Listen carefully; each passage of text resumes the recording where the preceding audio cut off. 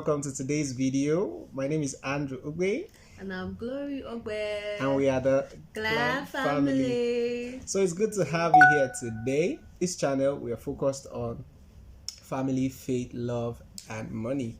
Today, in last week's session, we talked about how our proposal went. And today, we want to talk about our family reactions after the proposal. Yeah.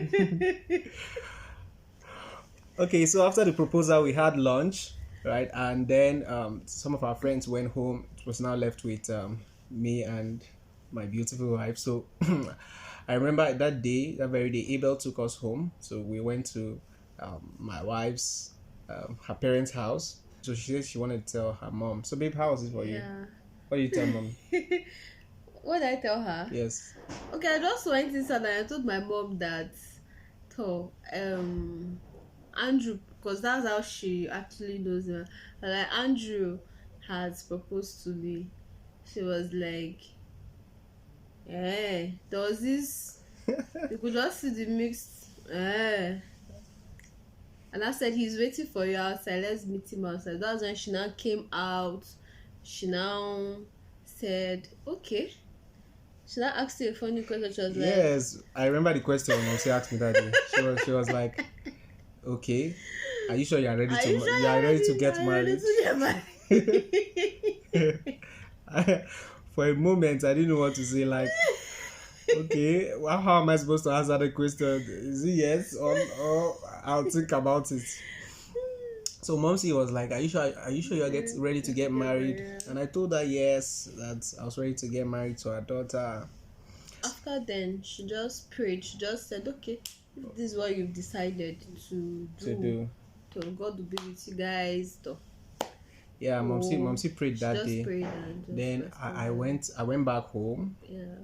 And I remember I told some members of my family that this is what I wanted to do. I wanted to ask my girlfriend to marry me. And before that time, they already knew her in the house, though. They already knew her. My siblings knew her. Fortunately or unfortunately, my biological parents are late, but I have people who stand as parents in my life. So I remember going to one of the very difficult things for me was growing up I didn't have this father to son relationship, so it wasn't really there for me because I lost my dad at a very tender age, so I really didn't know how to connect with a father. Kind of our firstborn was like it was a father to me, so but I didn't really know how to make the connection, so I had to tell him. Now breaking the news to him it took me quite some time. It took you weeks. I kept rolling and thinking and saying, because I'm the last in my house and I'm the first in my house. She's the first. And the funny thing was that my immediate elder brother at that time was not married. Matthew was not married then. Matthew got married this year, right? Last year November. Okay, last year November. That was when Matthew got married. So, and though I had already spoken to my immediate elder brother, and I told him and he said, okay, I can go ahead, no problem. The life will be competition now. That he wasn't ready due to some certain things. After the proposal, then my expectation was that it was going to take us maximum 1 year, because I had asked questions. Okay, how long do you keep an engagement? Yeah, so we're saying 1 year, 2 years. Yeah, some said 6 months. So by my own calculation, right, everything was not ready. This thing was just because then I think I was still working in SOS. I think I was still working in SOS then, and I had a house in SOS then. Yes. So, but I knew I was going to leave that house. So my plan was that, okay, within 6 months, I'm going to get everything ready, and we get married. I received some shocker though. So I think so. Breaking the news, I broke the news to my family, every member of my family, my elder ones. I told them, okay, I had gone ahead to do this. This was what I wanted. And being the last one now, now. It was like, Andy of yesterday, this small boy in our very eyes. Somebody that we cleaned this bomb up. It was so we had some some series of disagreements in that era. Yeah. No, you are too young. That was one of the major reaction we got from family. Yes. But me, my family didn't even see it coming because I was still trying to settle down because I just relocated. Okay, yeah, that's true. So you're now coming to come and say somebody proposed to you. And I too did not really have that very close relationship with my dad. I'm more closer with my mom. So breaking the news now to my dad, ha. In fact, let's even say it. with I didn't really have this relationship with her. He didn't even have relationship with my dad because my dad was very strict. Like, if you see my father self, you will not smile. Daddy has calmed down now. Daddy has calmed down. My dad has calmed down. I remember the first encounter was when Daddy helped me with my NYC. Yes, NYC. He didn't know that he was helping his son-in-law because he used to work with NYC. He helped me with my posting, my redeployment, right? I think so. Then, so all of a sudden he started seeing me around. I remember there was one time you told me that he told Mopsy that you're allowing boys to come to this house. There's one boy I used to see with Glory. One Glory. Let me not see her. My mom would be like, who is that? And I said, mom is Andrew now. She now said, oh, okay. So she now told my dad that no, it's Glory's friend. He now said, okay, that's how we used to come and say, oh, Glory's friend. That if this one is not going to send it, you just go and stay one side. I used to be so scared of. I used to be so scared of my dad. I remember one day. There was this day we saw you. It was me and Ima. We saw you off to the house, and your dad saw. Thank God that day. I don't even know what happened. That day I escaped. Then Popsy now stopped Ima. He followed the other way and stopped him. I say, you this boy, if I see you with my daughter ever again. And I was a boyfriend. So that was it. So when I told my dad that, okay, no, I didn't really come out playing. And it was my mom. My mom said that my mom pushed me to the version like, your daughter wants to talk to you. My dad now said, what is it? I was like, that boy that used to come to my house, that boy that used to sit with me, Andrew. He said, I said, he proposed to me. He said, I didn't know after proposal, what else? I was like, He said, yes. He said he wants to marry me. Okay. So, you said it's from where? I said it's from Benue State. That was where problem started. There was problem there where that was like, wait, you not all the men in this life are finished. It's Benue that you saw. You ought to go to Benue. I said, oh yes, that's the one that my heart is saying. Okay. That was all. I really don't know what Popsy had with Benue people then. The same Benue people are. I don't know. Till date, we don't know what Benue people are about my dad. One thing I was very confident that. Remember, I used to tell you, I was very confident that if he got to know me, he was going to like me. Him. So I wasn't even bothered. I wasn't worried. I was the one that was even bothered. Yes, I wasn't worried when he said, Doma, this, that. I just said, okay, God, give me an opportunity to sit with this man one day and he will fall in love with me. So I remember the first time I sat down and we started talking and he was asking me some questions. I had prepared now, so I was answering the question. He was asking me, where do I stay? Where do I work? What do I do? Okay. How many are you? How many? Yes, he asked how many were in our family. All those kind of questions. So, but I was ready to answer those questions, and I believe I got a pass mark because after then I noticed Popsy relaxed his guard. Yes, he was now relaxed. Yeah, so like okay, I think they people now started talking about when you were going to bring your come with my people. But it took us after one of the shocking things after our proposal was that it took us over a year. Yeah, over a year to get our families to meet together. We kept praying. I remember we would hold hands together because it would look as though it was going to happen this month. somebody will come and say, no, no, no, no, we can't hold it this month. I just wanted our parents, our families to get to meet so that we will know if this thing was going to work. It was really depressing for me, especially because I was like, I thought when two people are coming to, it's supposed to be an easy thing. Like, my family didn't really have a problem. Like, it was really, because even I was crying, I was like, where's all this disagreement coming from? People were just feeling like, okay, we're too young, we're not serious. Maybe it was this youthful exuberance kind of thing that was disturbing us. But they didn't know that our mind was already made up. Like, this is what we wanted. And though yes, in Africa they'll say marriage is family, right? Yeah, it's between two families. Actually, getting married. See, in Nigeria, there was one thing I realized when we were getting married, that boyfriend and girlfriend, or what's it called now? Husband and no, boyfriend and girlfriend or fiancé relationship is between two of you. But when it comes to marriage, hey, families, your opinions doesn't really matter. It doesn't count. So it was actually very depressing. I'll come home, I'll cry. We're even having issues. Yeah. At the point, I told him that, how many times I had even given him back his ring. She gave me back the ring. There was one time she returned the ring that she wasn't interested in. But I knew I believed in this, and I've always believed in this. I kept praying. One of the things that helped me through was because I was just holding on to God. I said, Lord, if this is what you want, help us through. Yes. I kept holding on.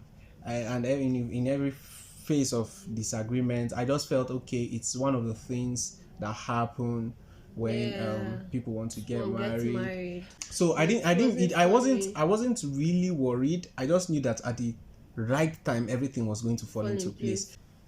And at a point we now felt, okay, maybe if it came too easy, we're not going to cherish it, we're not going to appreciate it. It wasn't as though we didn't even have it easy, because I've had people experience who was not very palatable, but I just felt it's the normal thing with Africa. I remember somebody telling me that your parents want to push you to check your conviction. Yes, if you are truly sure that this is what you wanted. So for me, I saw it that way, that okay, anything that was happening, and being the last, I knew my siblings were going to drag a little, because they felt I was too young. I was the last in my house. I think I was the youngest in my house that graduated. The youngest. The first was just everything. Young. So, and me, I was not patient anymore because I was like, I'm the first in my house. I remember at one point, my dad later fell along. So what's the problem? And my dad was not a traditional person. I was like, what's the problem? I remember at one point, some people thought you were the one. I was the one putting pressure on him to get married. But it wasn't true that way. Because I actually knew one thing was that I'd always known what I wanted. Yes. Right? I've always known what I wanted. Even I remember my roommate saying to me when I wanted to get married, he was like, I always knew you were going to get married at this time. Yeah. So the persons who were close to me, maybe they sensed it in a way, not because I spoke about it or said anything about it, but I think I knew what I wanted, and I was able to stay through with it. And eventually it was a glorious, for those of you who attended our wedding, it was amazing. It was awesome. In fact, how God has helped us, right, it's just amazing. It's a testimony for another day. Yeah. Because even I remember there were times when, in fact, the day after that proposal, when I went back inside, I would laugh at myself. I said, so even you want to get married? Small boy like you. But not as if I was so young. I was 28 or 29. I was 28. I was 28 then. So I was wondering. And you were 25 also. 25, yeah. Yeah, I was wondering, 28. At 28, I should be able to make my decisions now. Yeah. That was how our families reacted, right? They were not we didn't get this standing ovation kind of thing, you know. Yeah. I just propose I'm gonna get married, and everybody just stand and say, "Ooh," they just start cheering you. We didn't get that kind of Didn't get ovation, it. but I think at the end of the day It was we at got the it. end of the day that At the end of the day we got it. When we had this proposal and the marriage, everything, I think there was serious disagreements even between me and my husband. Like, we were just having unnecessary arguments. Even the one that I now felt like I was one taking more of the decisions in this. You too push now, be pushing. Like, I remember there was one time push, say something, let them know that she felt I was not man yes enough. Like, no, not like, yeah, okay. she felt like I was slowing down, and no, I just felt you were slowing down process. Like, you were not really, I'm not standing my you were ground. not standing your Like ground. This kind, like a man. That was how I felt. For me, I was although my husband is a very, very soft, very, very soft person, but me, I'm not. No, I like to do my things. See, if it's like this, let's do it like this. If it's not going to work, just tell me that it's not going to work. Don't come and I think that was our bone of contention. Then me, I'd already even handled my mom, I'd handled my parents, I'd already handled all that small. I'm like, bros, you self now, what is it? I think for me, the way you know, that's one thing marriage has taught me.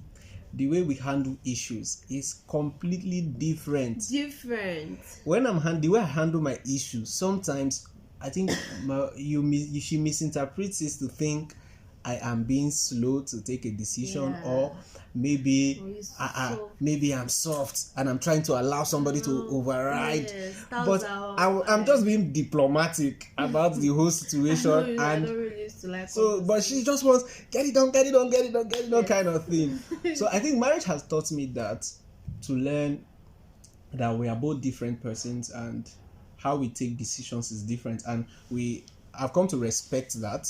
And we've just come to find a balance. Yeah. A balance with taking decision. At least her eagerness to take a decision, and me, I'm this very analytical person. I try to analyze things very well. So combining that, we're able to make quick decisions. If not, I don't make very quick decisions. I get to before I propose to you. But babe, I don't really it took me so I don't long. really get to make quick decisions like you're saying, you know. Of course you do. I've already thought it through. But you are faster than I am. Yes, let's just say I'm fast, but I don't just wake up and say like, no, I've thought it. Yes, now you will just think it through all over the night, night, and you are okay. Me, it will take me time. I'll keep brooding. I'll keep thinking of ways to make it good. Till now, too, we are still trying to still create the balance. After the proposal, it took us 1 year to plan, like, to get our families to come together. So, but in that period of that 1 year, what we learned while we were waiting, we learned that, okay, yes, family will always have a say. We also learned patience. We learned how to be joyful all through a very bad situation. Yeah, when things are not actually going the way you planned. We even became closer to God that period, because all this while nothing was cut. Do you know what it means? Like, I returned the ring twice. Yeah, she returned the ring. I returned it twice. That's what I mean by the way you make decisions. You make decisions very. After some days, I will you should think back and say, okay, she wants. Stabe, something going on with you. We learned how to agree even in our disagreement. Like, we learned conflict resolution by ourselves. Yes. Like, we just learned how to manage it. Manage our issues. Manage it, like, till date, even as we are married, but if we have an issue now, that issue must not stay till the next day. Yeah, that's one decision. And it mustn't even stay long. Yeah. I think we learned that from that period. At the point, I felt like, are you sure this is it? Disconnection, yes. Even he too was not feeling like, why are we always having this issue? But we didn't know that God was actually building us. He was teaching us that, see, marriage is a big deal. Marriage is, Involves a lot of it's patience. patient. Like, Yeah. marriage is another institution on its own. I don't think you can't even graduate safe. But in that, like, God just taught us that, see, this thing you people want to do, You're in it for life, you are so in it you, for life. you So you better need choose to to be patient. actually be Better to patient. be- You need to really stay and treat your foundation well.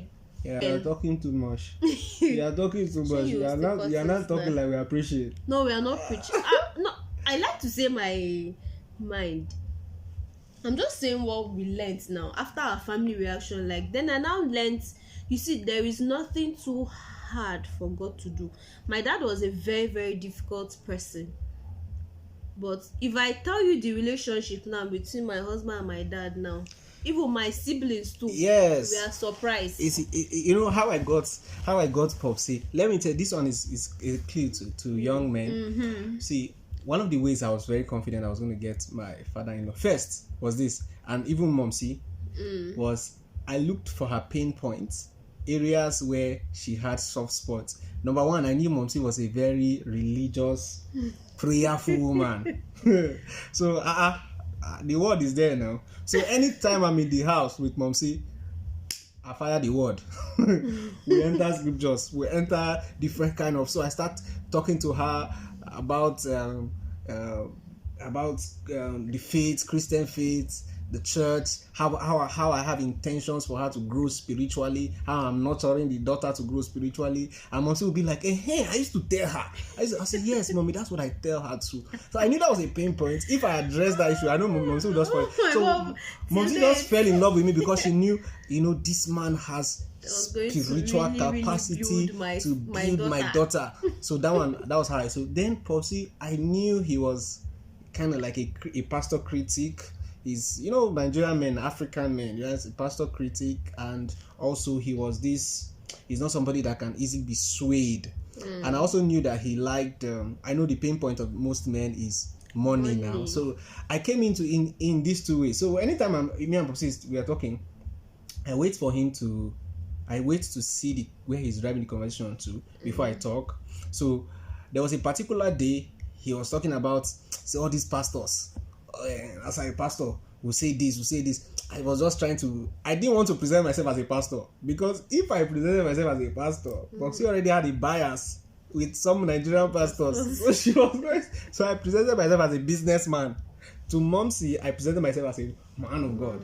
So yeah. To Popsy, I presented myself as a businessman. So my dad still knew that you were a pastor. Yes, but I showed him the business part. Yes.